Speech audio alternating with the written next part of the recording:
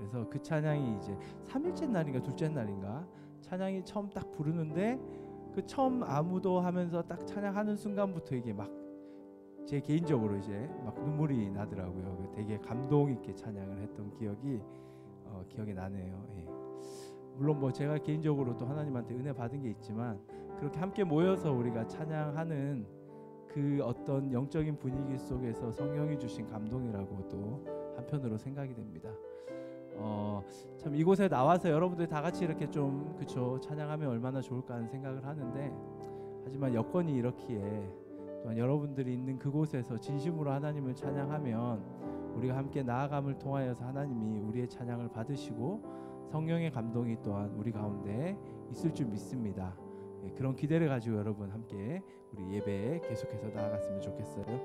사망의 그늘에 앉아 그날 우리 함께 찬양하고 하나님 앞에 나아가겠습니다.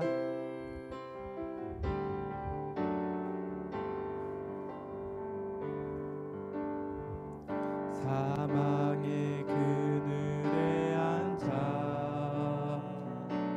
죽어가는 나의 백성들 절망과 굶주림에 갇힌 저들을 내 마음에 오랜 슬픔 고통의 멍에 매여 울고 있는 나의 자녀들 나는 이제 일어나 저들의 멍에를 꺾고 눈물 씻기기 원하는데 누가 내게 부르짖어 저들을 구원케 할까 누가 나를 위해 가서 나의 사랑을 전할까 나는 이제 보기 원하네 나의 자녀들 살아나는 그날 기쁜 찬송 소리 하늘에 웃음소리 온 땅 가득한 그날 아멘. 다시 한번 우리 그날을 소망하며 이 찬양을 부르도록 하겠습니다. 사망의 그늘에 앉아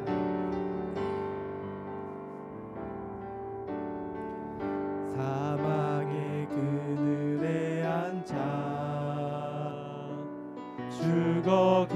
죽어가는 나의 백성들 절망과 굶주림에 갇힌 저들은 내 마음에 오랜 슬픔 고통의 멍에에 매여 울고 있는 나의 자녀들 나는 이제 일어나 저들의 멍에를 꺾고 눈물 씻기기 원하는데 누가 내게 부르짖어 저들을 구원케 할까 누가 나를 위해 가서 나의 사랑을 전할까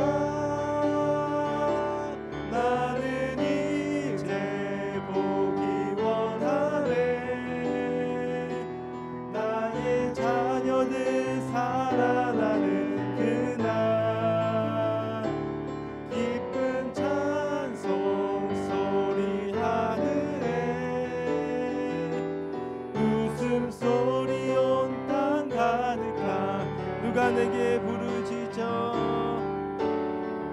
누가 내게 부르짖어 저들을 구원케 할까 누가 나를 위해 가서 나의 사랑을 전할까 나는 이제 보기 원하네 나의 자녀들 살아나는 그날 기쁜 찬송 소리 하늘에 웃음소리 온 땅 가득한 그날 아멘. 우리 함께 기도하겠습니다. 하나님 죄악으로 물든 세상 불의가 가득한 이 세상 하나님의 심판은 임할 것입니다. 하지만 그 심판이 임하게 될 이 세상 한가운데 서서 우리는 하나님의 소망을 외칩니다. 하나님을 외칩니다. 하나님이 소망이십니다. 이 우리의 간절한 복음의 메시지에 세상이 움직이고 다시금 세상이 하나님께로 돌아오는 놀라운 하나님의 역사가 있기를 간절히 원합니다. 오늘도 그 말씀 듣고 다시금 복음으로 무장하는 하나님의 차영지들이 일어나기 원하오니 인도하여 주시옵소서. 이 시간 같이 그날을 소망하며 기도함으로 나아가도록 하겠습니다. 기도하겠습니다. 하나님 감사합니다. 우리는 그날을 꿈꿉니다. 이 땅은 심판받을 땅입니다. 하지만 이 땅에 서서 이 땅을 등한시하거나 이 땅을 외면하는 것이 아닙니다. 죄악에 물든 이 땅 위에 서서 하나님의 소망을 외치는 자들 빛과 소금의 역할을 넉넉히 감당하는 바로 그러한 자들이 우리들입니다. 그러한 빛과 소금의 역할을 감당할 수 있도록 오늘도 말씀하여 주시고 하나님의 마음을 그 정신을 알게 하시사 주님과 함께 동행하기를 기뻐함으로 이 한 주간을 시작하기를 원하오니 인도하여 주시옵소서. 우리의 삶이 하나님의 예배되기 원합니다.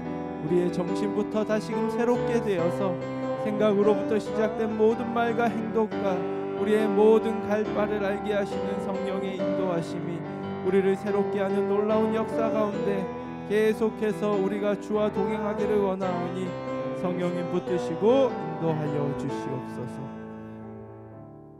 오늘 예배를 위해서 김민재 학생 리더팀 김민재 우리 학생이 기도해 주시겠습니다. 하나님, 이 시간 주님께 기도드립니다. 주님, 한 주간 우리의 연약했던 우리의 모습을 고백합니다. 혀를 제어하지 못하고 욕설이나 비방하는 말들을 할 때가 있었습니다. 때때로 내 이웃을 내 몸과 같이 사랑하기보단 나의 유익을 우선으로 추구했습니다. 믿지 않는 사람들과 같이 공부 혹은 다른 일들에 매몰되어 주님과의 관계를 우선시하며 살아가지 못했던 모습들이 있습니다. 이 시간 우리의 어긋난 행동들을 용서하여 주세요. 주님께서 우리에게 예수 그리스도로 말미암아 주신 영생을 통해 거듭난 삶으로 살아갈 수 있도록 해주세요. 성령님 넘치도록 임하여 주세요. 이 시간 우리의 찬양이 거짓없고 진실된 고백이 되길 소망합니다. 목사님이 전해주시는 하나님의 음성을 통해 성령님의 가치관으로 지배되게 해주세요. 한 시간의 예배가 끝나고 시작되는 167시간도 영생을 얻은 자로서 하나님과 관계를 추구하며 하나님과 함께 동행하길 소망합니다. 우리를 선한 증인으로 세우실 하나님을 기대하며 예수 그리스도의 이름으로 기도드렸습니다. 아멘. 아멘. 네, 이 시간 우리 헌금 봉헌하는 시간 갖도록 하겠습니다. 여러분 헌금을 좀 준비해 주시기 바랍니다.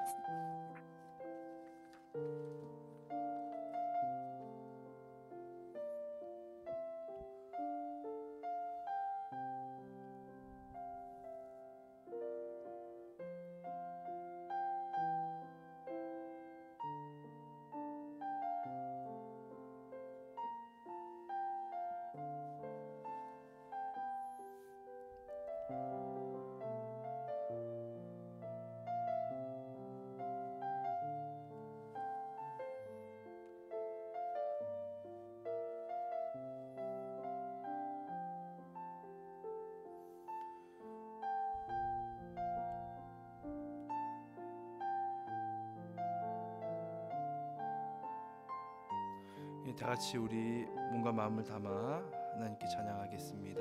나는 하나님을 예배하는 예배자입니다.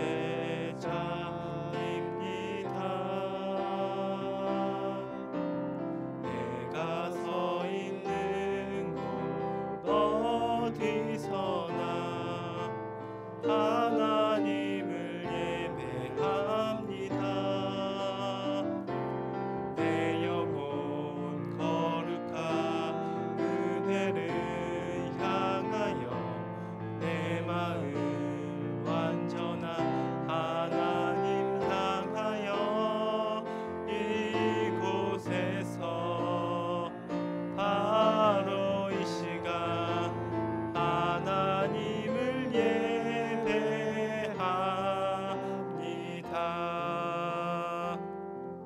아멘.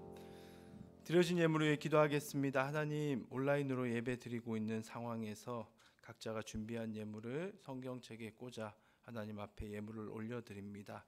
이 예물 주님 원하는 곳에 사용하여 주시옵소서. 주님, 우리의 몸과 마음을 주께 온전히 드리기 원하오니 우리 모두를 인도하여 주시옵소서. 예수 그리스도 이름으로 기도드립니다. 아멘. 네, 오늘 이번 주간 암송할 말씀 우리 함께 보도록 하겠습니다. 마태복음 28장 19절에서 20절 말씀이죠. 네, 같이 볼게요. 읽겠습니다. 시작. 그러므로 너희는 가서 모든 민족을 제자로 삼아 아버지와 아들과 성령의 이름으로 세례를 베풀고 내가 너희에게 분부한 모든 것을 가르쳐 지키게 하라. 볼지어다 내가 세상 끝날까지 너희와 항상 함께 있으리라 하시니라. 아멘. 두 절 말씀인데요. 그래도 익숙한 말씀이기에 여러분들이 반복적으로 읽으면 암송할 수 있을 거라고 생각이 됩니다. 한 주간도 이 말씀 붙들고 승리하시기를 바랍니다. 오늘 우리에게 주신 하나님의 말씀을 보겠습니다. 네, 오늘은 예레미야서 말씀을 볼 거예요. 예레미야 1장 10절 한 절인데요. 한 절이지만 뭐 보는 말씀은 좀 여러 개가 됩니다, 여러분들.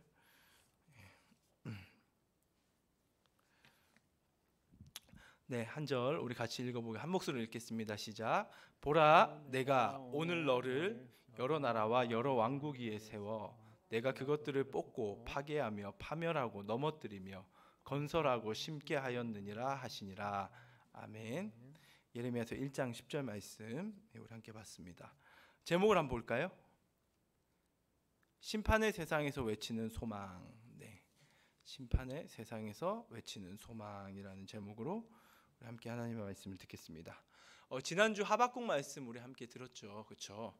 하박국 말씀 들었고 그 하박국 말씀은 이제 유다의 죄악을 심판하시는 그 하나님의 그 심판에 대한 언급들이 이제 등장을 하고 있죠. 그런데 그렇게 심판하실 때 하나님이 누구를 사용하신다?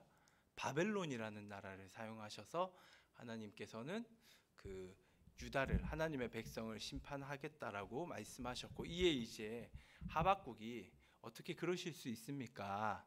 우리보다 더 악한 하박국을 사용해서 어떻게 우리를 심판할 수 있습니까? 하나님, 그게 무슨 정의입니까? 라고 막 이렇게 하나님께 따졌던, 하나님께 그렇게 반문했던, 반론을 제기했던 그러한 모습이 그 지난주 하박국의 말씀이었습니다.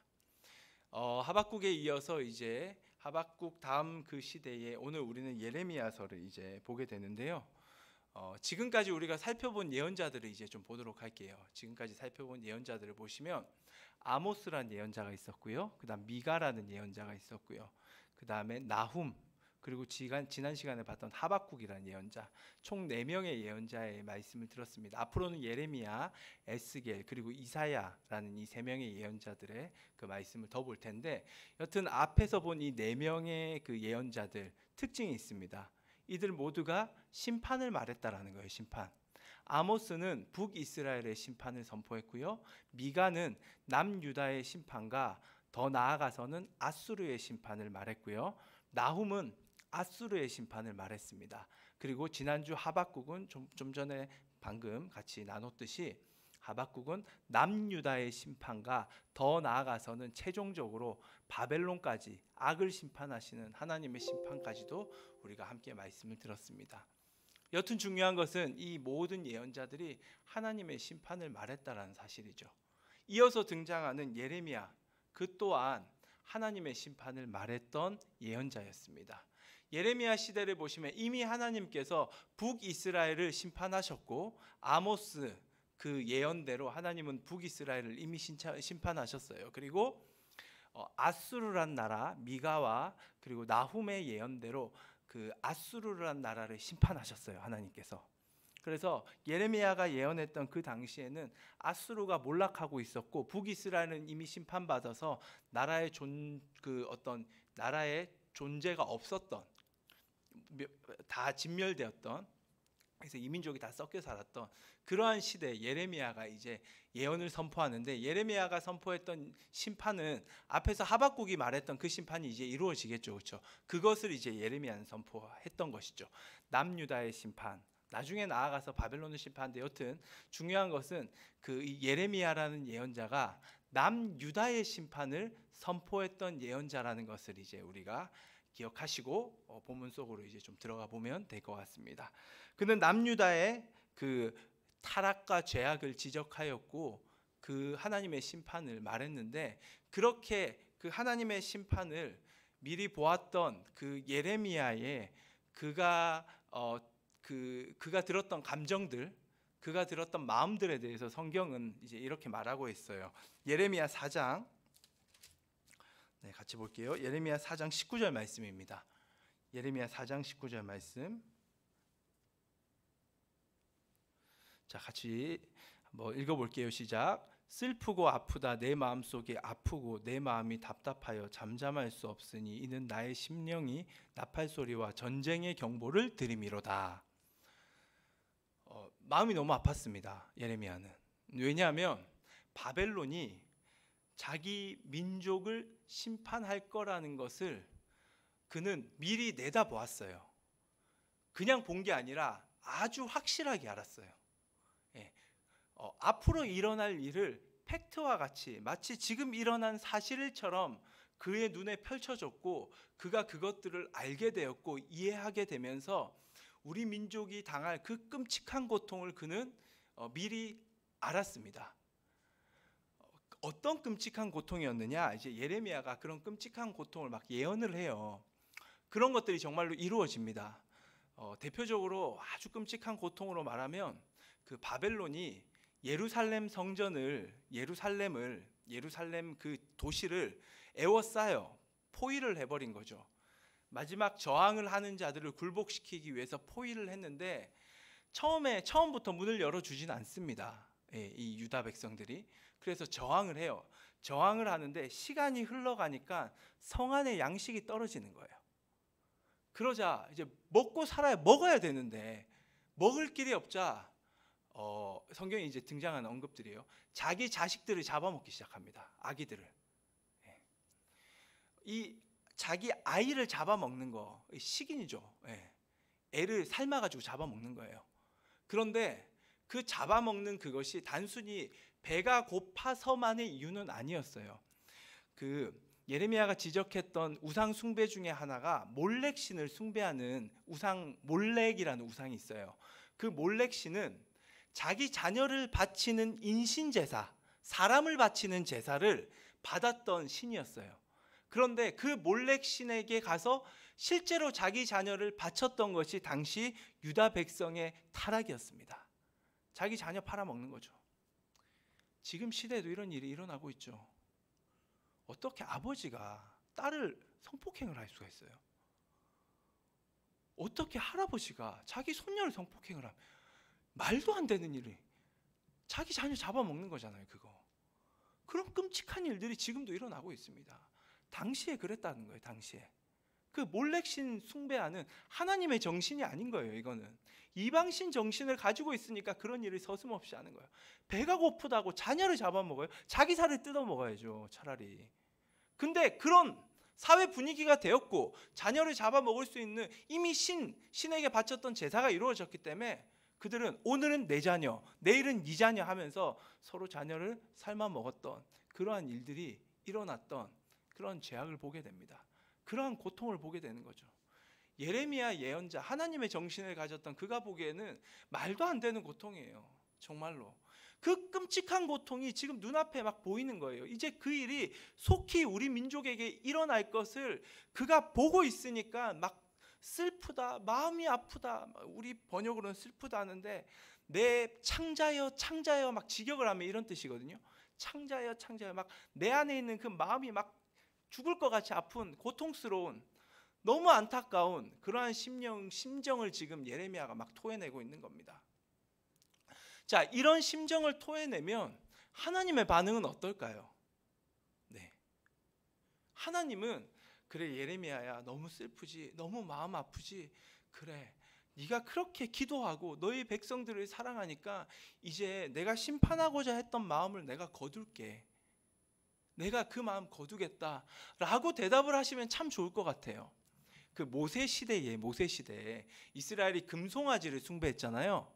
그 이야기 혹시 기억나나요, 여러분들? 금송아지를 만들어 놓고 이스라엘이 모세가 산에 올라가 있을 때 하나님을 만나고 있을 때 산 밑에서 금송아지 그 우상을 숭배를 했었어요. 그래서 하나님이 분노하셨어요. 이 민족들 내가 다 쓸어버리겠다. 그때 모세가 내려와서 하나님 앞에 간청을 합니다. 하나님 제발요, 우리 민족 제발 쓸어버리시면 안 됩니다.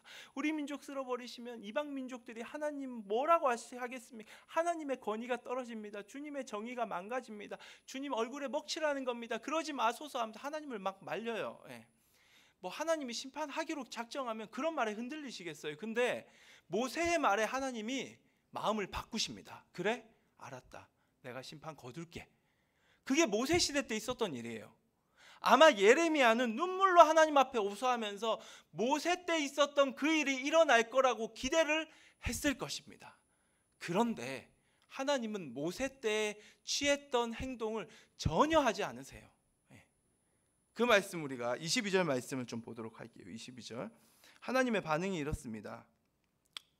22절 말씀 내 백성은 나를 알지 못하는 어리석은 자요 지각이 없는 미련한 자식이라 악을 행하기에는 지각이 있으나 선을 행하기에는 무지하도다. 그래 너의 눈물을 내가 보았다. 마음이 참 아프지. 근데 내 백성은 이전에도 그랬고 지금도 나를 알지 못한다. 저들은 어리석은 자다. 미련한 자식들이다. 악을 행하는 데만 자신들의 모든 지혜를 쏟고 있는 패역한 백성들이다. 나는 절대로 용서하지 않을 것이다. 나는 심판을 절대로 거두지 않고 반드시 심판할 것이다 라고 하나님이 지금 말하고 있는 거예요. 실제로 하나님은 심판을 거두지 않습니다. 작정을 하세요. 이제 내가 쓸어버리겠다. 네가 아무리 얘기해도 나는 내 마음 안 바꾼다. 그래서 예레미야가 나중에 나오지만 너무 그 마음이 안타까워서 하나님 앞에 나가서 계속 돌아요. 하나님 제발 용서해달라고. 제가 우리 백성들의 죄를 막 낱낱이 고하면서 이런 죄, 우상 숭배한 죄, 사회적 불의를 일으킨 죄 하나님 용서해달라고 내가 대신 용서를 구하겠다고 하니까 하나님 뭐라고 하시냐면 너 그 기도 하지 말라고. 모세가 와서 기도해도 사무엘이 와서 기도해도 나는 안 들을 거니까 기도하지 마라. 나는 심판을 작정했다라고 하나님의 단호한 심판의 말씀들이 예레미야서에서는 막 울려 퍼지고 있어요. 이 무시무시한 거죠 이제. 여러분 하나님은 심판하시는 분입니다. 우리는 너무 쉽게 하나님을 나와 같은 기준으로 생각할 경우가 많아요. 인간과 같은 기준으로. 내가 이렇게 뭔가 죄악 가운데 살다가 내가 돌이키만 하면 하나님이 다 용서하겠지? 오늘 성경을 보십시오. 이스라엘이 물론 돌이키지도 못해요. 이들이 돌이키지 못하기 때문에 그건 맞는데 회개하시는 그 자에게는 하나님이 또 다른 대우를 하겠죠. 근데 그들은 돌이킬 수가 없어요. 돌이킬 가능성조차 없습니다. 자기 죄를 몰라요. 마치 내가 말기암에 걸렸는데 자기가 암에 걸린 줄, 말기암인 줄도 모르고 태평하게 맨날 술 먹고 담배 피고 하는 그러한 삶을 살아가는 것과 똑같은 행태가 당시의 유다 백성의 행태였습니다.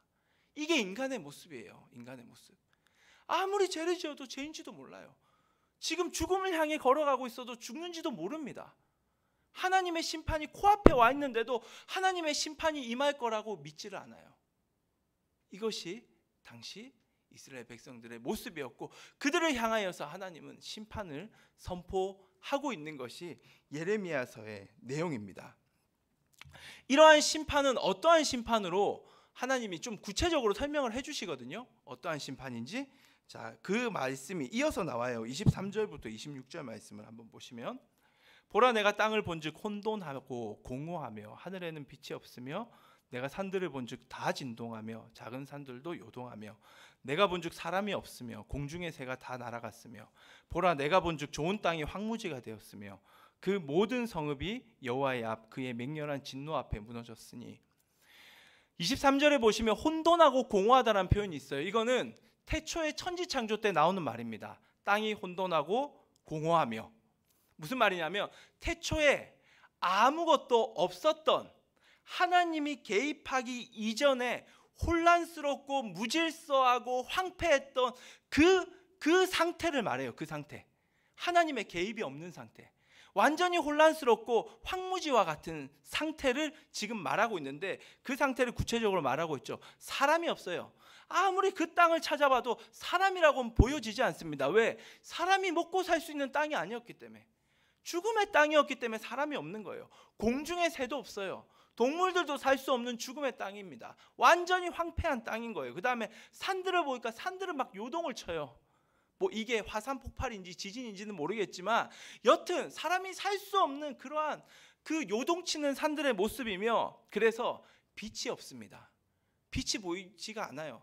그 땅을 바라보면 실제적인 빛이 내리쬐고 햇빛이 내리쬐는지는 모르겠지만 소망이 조금도 보이지 않는다라는 거예요. 그래서 그 땅을 표현하는 것이 공허하고 혼돈하다. 태초의 그 상태를 가지고 이제 예레미야는 그 땅의 환상을 보면서 그 하나님의 심판받은 땅, 그 땅을 미리 이 예레미야가 그렇게 될 땅을 지금 환상을 통해 보고 있는 거거든요.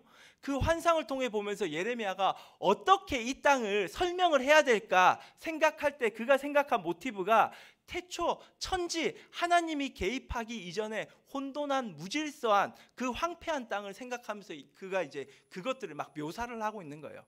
이런 땅이 될 것이다, 심판을 하며. 그래서 그 땅을 마지막 27절에 이제 26절에 황무지라는 단어로, 한 단어로 요약을 할 수가 있습니다. 사람이 살 수 없는 땅이죠. 생명이 없는 땅이에요. 황폐한 땅입니다.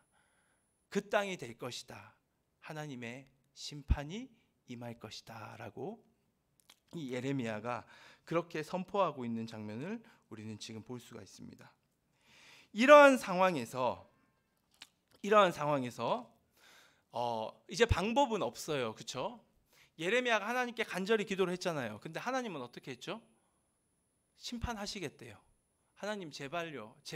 아니, 나는 단호하다. 나 심판 결정했다. 그리고 어떻게 심판할지 내가 보여줄게 하며 환상까지 보여주신 거예요. 하나님의 마음을 바꿀 수가 없어요. 이제 심판은 정해졌습니다. 이제 가능성은 이제 바뀌어요. 이제 하나님의 그 가능성이 아니라 하나님은 이미 심판을 작정하셨기 때문에 이제 예레미야가 해야 될 일은 백성들에게 가서 제발 돌이켜라고, 내가 심판을 받다고, 이러한 땅이 임할 것이라고, 이제 죽은 땅이 임할 것인데, 이 심판이 임할 것인데 너희들이 돌이키면 하나님이 마음을 바꿀 수 있다고, 돌이켜라 라고 얘기하며 백성들에게 가서 하나님의 그 심판을 선포하기 시작합니다. 그때 백성들의 반응을 우리가 한번 볼게요. 백성들이 어떻게 반응했는지. 예레미야서 26장 8절 9절 말씀. 26장 8절 9절이죠. 잠시만요. 죄송해요. 저도 좀 찾고요. 네, 같이 한번 보겠습니다. 예레미야가 여호와께서 명령하신 말씀을 모든 백성에게 전하기를 마침에 제사장들과 선지자들과 모든 백성이 그를 붙잡고 이르되 내가 반드시 죽어야 하리라. 어찌하여 내가 여호와의 이름을 의지하고 예언하여 이르기를 이 성전이 실로같이 되겠고 이 성이 황폐하여 주민이 없으리라 하느냐 하며 그 모든 백성이 여호와의 성전에서 예레미야를 향하여 모여드니라. 여호와의 성전, 예루살렘 성전에서 그 심장, 남유다의 심장 그곳에 가서 하나님이 보여주신 심판의 메시지를 막 선포하기 시작해요. 그때 사람들이 그 말씀을 듣고 두려워 떨며 돌이킬 줄 알았겠죠. 하지만 백성들은 조금도 미동하지 않습니다. 오히려 그 말씀을 선포하고 있는 예레미야를 잡아서 죽이려고 했었어요. 그들이 그를 죽이려고 했던 이유는 지금 너무 평안하다는 거예요. 하나님은 우리를 구원하시는 하나님이지 하나님은 심판하시는 하나님 아니라는 거예요. 무슨 하나님이 심판을 해? 바벨론이 저렇게 침공해도 계속적인 침공이 있었거든요. 그래도 우리는 버티고 있잖아. 옛날에 아수르 사건 몰라? 히스기야 왕 때 봐. 아수르가 우리를 침공해가지고 그 엄청난 군대를 가지고 왔지만 하나님은 하룻밤 사이에 18만 명의 목숨을 걷어가시면서 우리를 구원했잖아. 예레미야, 너 하나님 모르구나. 하나님은 구원의 하나님이셔. 살리는 분이셔. 무슨 말 하는 거야? 그러면서 얘기했던 게 뭐냐면 너 왜 그렇게 얘기하지? 너 생각해보니까 너 바벨론 편에 지금 유리하게 만들려고 하는 거지. 너 바벨론에게 항복하고 하나님이 심판할 거니까 바벨론 그들에게 앞에 나가서 항복하라고 지금 얘기하는 거지. 너 우리나라 팔아먹으려고 하는 거지. 이 매국노야 하면서 잡아 죽이려고 했던 거예요. 정치적 명분을 가지고. 그게 백성들의 생각이었습니다. 그러니까 예레미야 보기에는 너무 안타깝죠. 그렇죠? 예레미야라는 이 예언자들은 하나님과 하나님의 백성 중간에 있었던 사람들이에요. 그들에게 하나님의 뜻을 전하고 그리고 백성들의 탄원과 탄식을 하나님 앞에 올려드리는 그러한 자가 예언자였습니다. 그런데 지금 하나님의 뜻을 전했지만 하나님의 마음은 바뀌지 않으니까 전했지만 백성들은 완전히 예레미야의 그 말씀을 무시하고 예레미야를 죽이려고 했더라는 것이죠. 자, 그렇다면 이제 여러분 예레미야는 무엇을 해야 될까요? 이제 예레미야는 무엇을 할 수 있을까요? 아니 하나님의 심판은 다 정해졌어요. 그렇죠? 하나님 마음 안 바꾸세요. 진짜 심판하십니다. 백성들에게 나가서 이제 자기가 할 수 있는 일은 백성들을 돌이키게 하는 거예요. 근데 백성들은 조금도 돌이킬 생각이 없어. 1도 없어요. 1도 정말로. 오히려 그렇게 선포하는 예레미야를 죽이려고 했습니다. 그러한 상황에서 예레미야는 무엇을 할 수 있을까? 아니 무엇을 해야 할까? 사실 할 수 있는 것도 없고 해야 할 일도 없습니다. 하지만 그는 이러한 일을 행합니다. 이게 이제 이 시대를 살아가는 우리에게 주는 교훈이에요. 교훈. 이러한 태도와 삶의 방향을 우리가 가지기를 바라면서 우리가 한 말씀 보겠습니다. 예레미야서 17장 12절 17장 12절부터 14절 말씀인데요.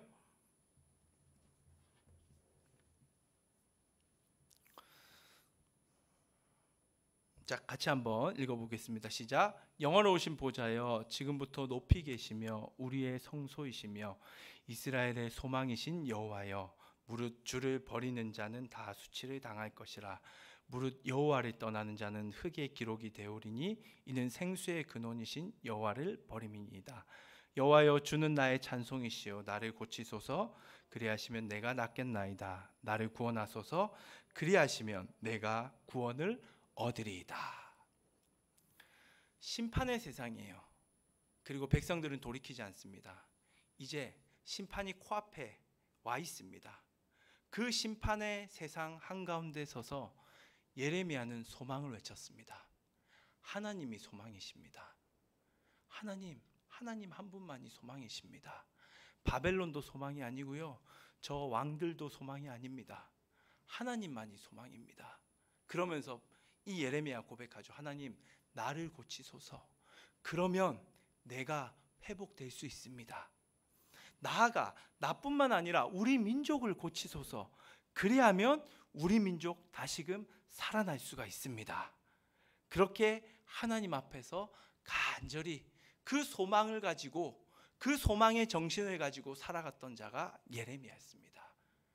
그것이 이 시대를 살아가는 우리가 해야 될 일이라는 거죠. 당시에 예레미야 당시에는 예레미야는 참된 예언자였어요. 그런데 거짓 예언자들이 많았어요. 대표적인 거짓 예언자가 하나냐라는 사람이 있습니다. 이 하나냐라는 사람은 뭘 얘기했느냐?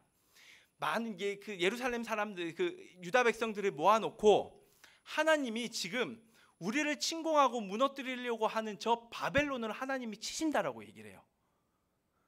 그래서 그 하나님이 바벨론을 치셔가지고 우리 민족을 구원하신다라고 그 메시지를 선포했어요.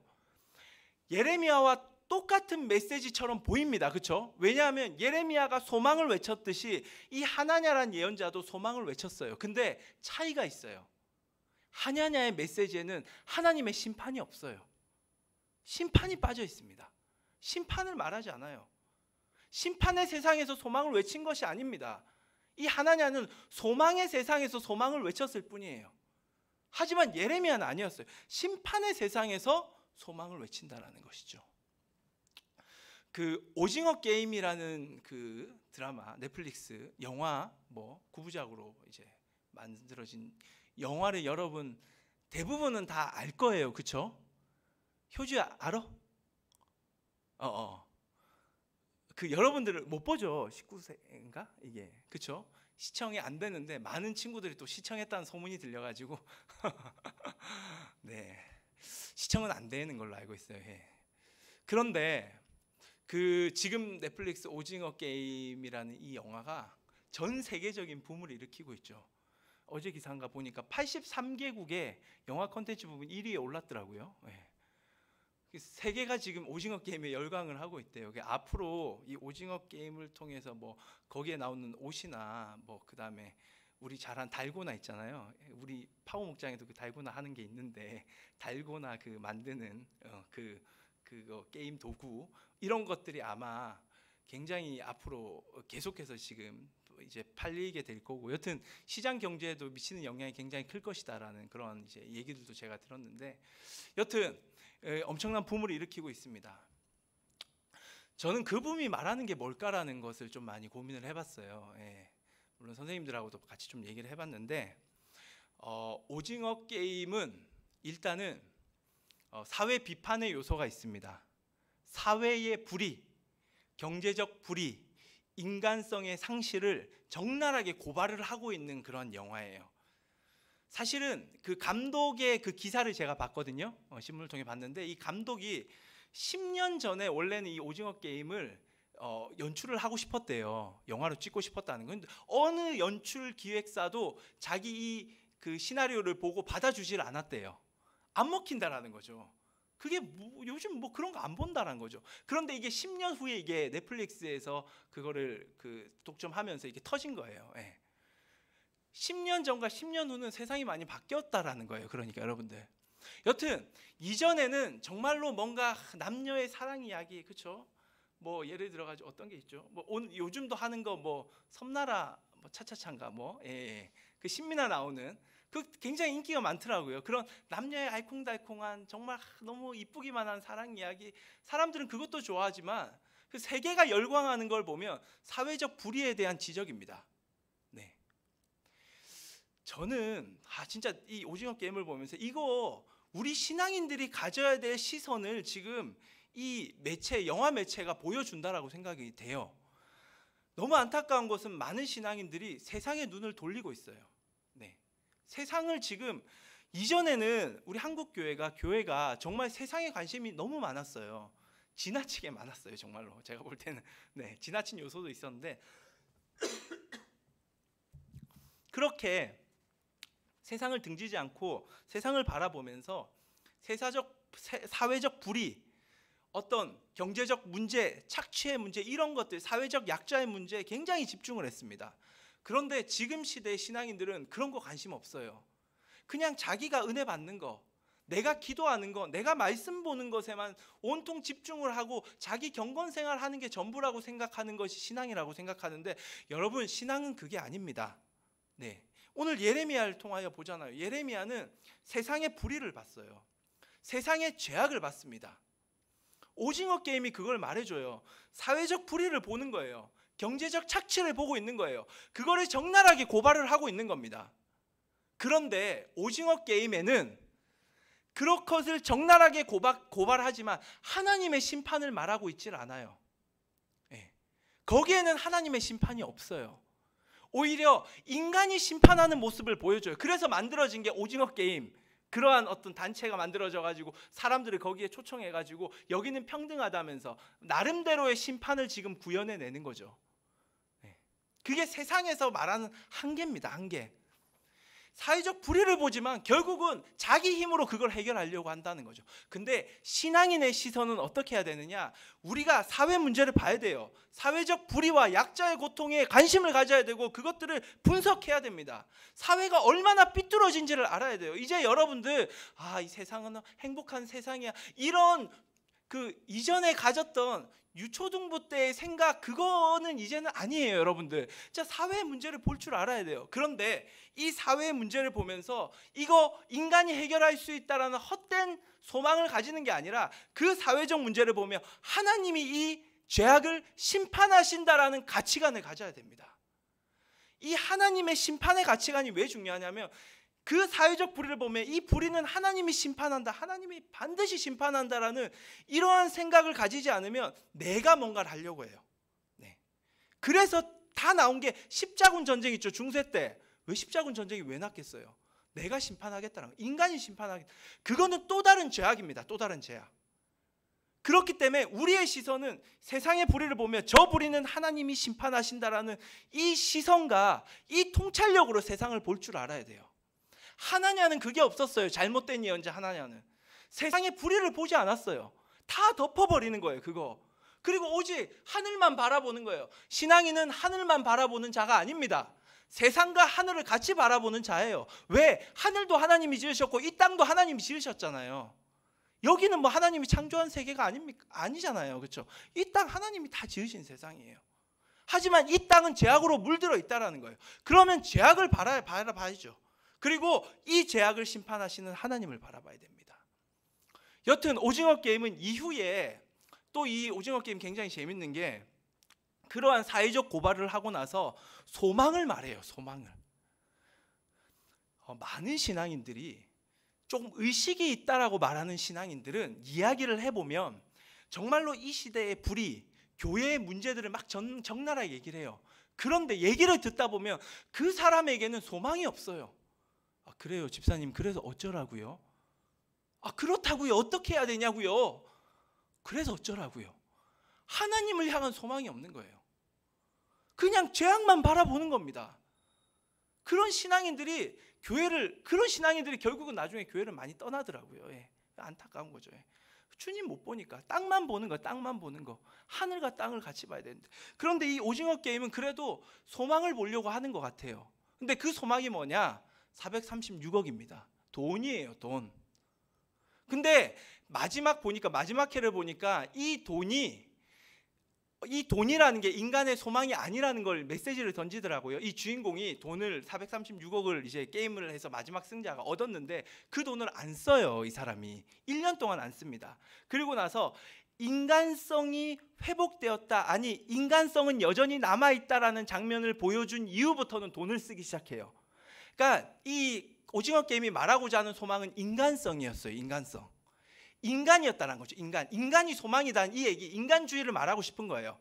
하지만 복음의 메시지, 하나님의 정신을 가진 자는 다릅니다. 이 세상은 심판받을 것이고 심판의 세상이기 때문에 내가 어차피 심판받을 건데 하고 세상을 떠나는 자가 아니에요. 그 심판 세상 한가운데 들어가 그 가운데 서서 뭘 말하느냐? 소망을 노래하는 자예요. 하나님의 소망을 찬양하는 자입니다. 하나님이 고치시면, 하나님이 회복하시면 우리는 회복할 수 있다. 지금 이 죄악에 물든 세상에 나 또한 매몰되고 있지만 하나님이 고치시면, 하나님이 회복시키시면 회복할 수 있다라는 그 회복과 소망을 바라보며 하나님을 찬양하는 자가 신앙인이고, 그게 우리의 정신이고 우리의 가치관입니다. 저는 여러분 중에 이러한 가치관을 가지고 이런 영화 콘텐츠를 만들 수 있는 그러한 감독도 여기서 좀 일어났으면 좋겠어요. 진짜 이 시대에 정말로 빛이 될 수가 있잖아요, 그렇죠?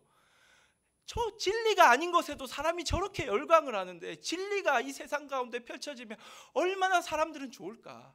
얼마나 많은 사람들이 그 빛을 보며 소망을 가지게 될까? 얼마나 많은 사람들이 위로를 받을까? 정말로 소망합니다. 이게 우리의 정신이에요, 여러분들. 너무 귀한 정신이에요, 그렇죠? 이 세상은 죄악에 물들어 있지만 하나님이 심판하신다는 거죠. 하지만 나는 이 심판의 세상을 등한시하지 않겠다는 거예요. 그 심판을 바라보며 세상 한가운데 서서 하나님을 바라보며 소망을 외치겠다는 거죠. 하나님이 고치시면 우리는 회복됩니다. 주님만이 우리의 회복의 주인이십니다. 치유자이십니다. 그렇게 예레미야는 그 정신을 가지고 살았던 예언자였습니다. 그의 정신은 그 동시대에는 인정받지 못했어요. 하지만 이후에 포로로 끌려간 이스라엘 백성들에게 예레미야의 정신은 회자됩니다. 예레미야가 영향을 끼쳤던 예언자 스가랴, 말라기 전부 다 예레미야의 영향을 다 받아요. 그리고 신약 시대 이 예레미야의 모습이 예수 그리스도의 모형이라고 해석을 합니다. 더 나아가서 2500년 이후를 살아가는 우리에게도 예레미야는 하나님의 정신을 보여주고 다시금 우리의 가슴을 뜨겁게 하는 하나님의 메신저의 역할을 감당하고 있습니다. 이것이 진리의 정신입니다. 여러분, 이 정신을 가지고 이 땅을 살아가는 저와 여러분 되기를 간절히 바랍니다. 세상과 하나님을 동시에 바라보시며 세상을 심판하시는 그 심판의 한가운데 서서 하나님의 소망을 찬양하고 노래하며 하나님께 간절히 기도할 수 있는, 하나님만 바라볼 수 있는 우리 모두가 되기를 간절히 바랍니다. 우리 찬양하겠습니다. 그날, 하나님, 그날은 반드시 올 것입니다. 우리는 이 세상을 피하지 않습니다. 세상 한가운데 들어갈 것입니다. 죄악으로 물든 세상입니다. 심판받을 세상 맞습니다. 하지만 이 세상 한가운데서 주님을 외치겠습니다. 그날을 외치겠습니다. 이러한 간절함으로 우리 찬양하며 나아가겠습니다.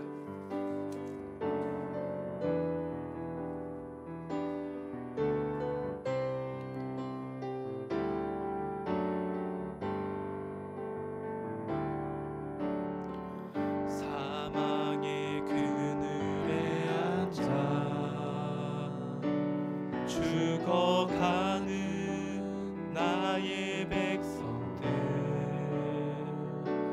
절망과 굶주림에 갇힌 저들은 내 마음에 오랜 슬픔,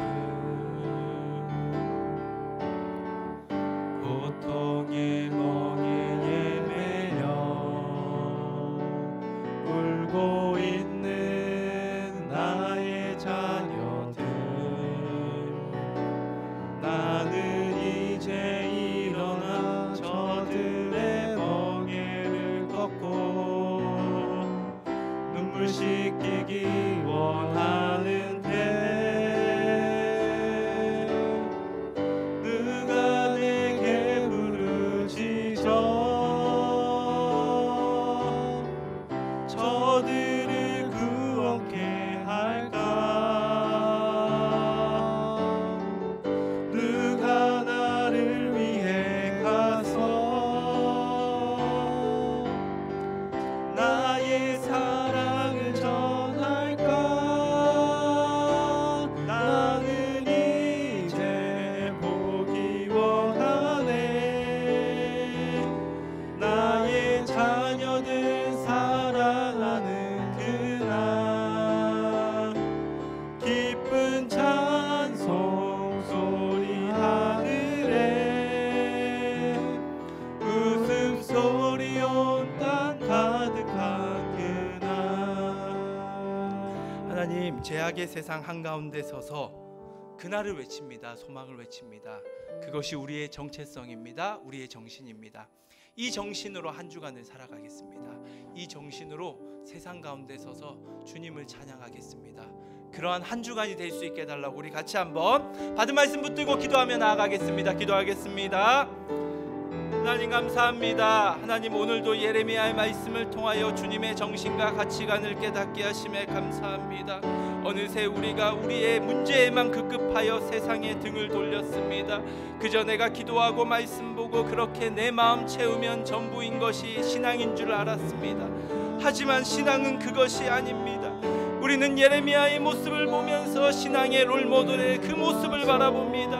하나님이 세상을 창조하셨습니다. 하늘을 창조하셨고 이 땅을 창조하셨습니다. 하지만 이 땅은 죄악으로 물들어 있습니다. 하나님은 이 땅을 심판하실 것입니다. 그럼에도 불구하고 우리는 심판의 세상 한가운데로 들어가 하나님을 찬양할 것입니다. 심판의 목전 앞에서 고통받는 많은 사람들은 우리의 소망의 찬양을 통하여 회복될 것입니다. 하나님을 바라보게 될 것이고 다시금 주님의 백성이 주님의 품으로 돌아오게 될 것입니다.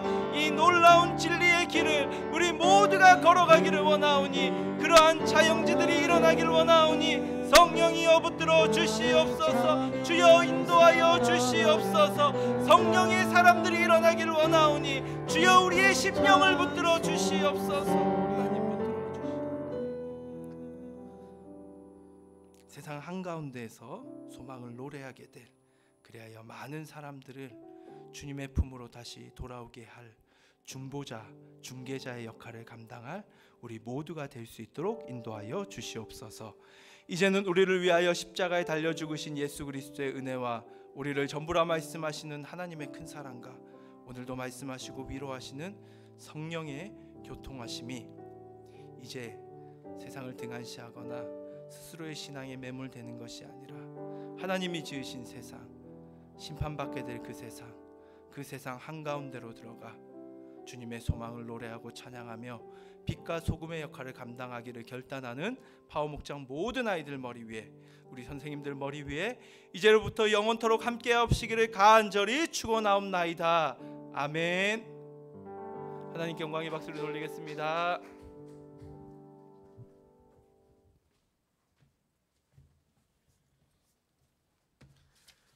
오늘도 파워목장 온라인 예배에 오신 여러분들 주님의 이름으로 축복합니다. 네, 오늘도 여러분들 함께 예배드리느라 모두 고생 많으셨습니다. 오늘도 여러분 생일자 권고는 따로 없고 다음 주 한 주도 잘 보내시기를 바라겠습니다. 그냥 끝내면 재미가 없을 것 같죠, 여러분?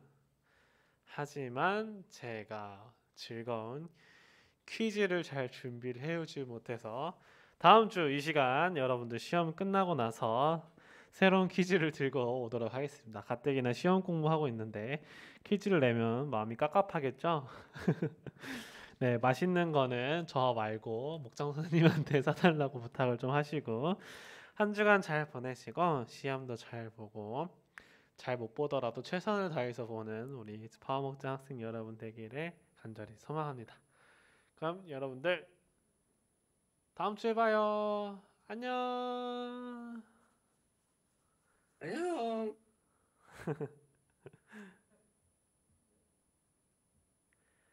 네, 알겠습니다. 라라라라라라라.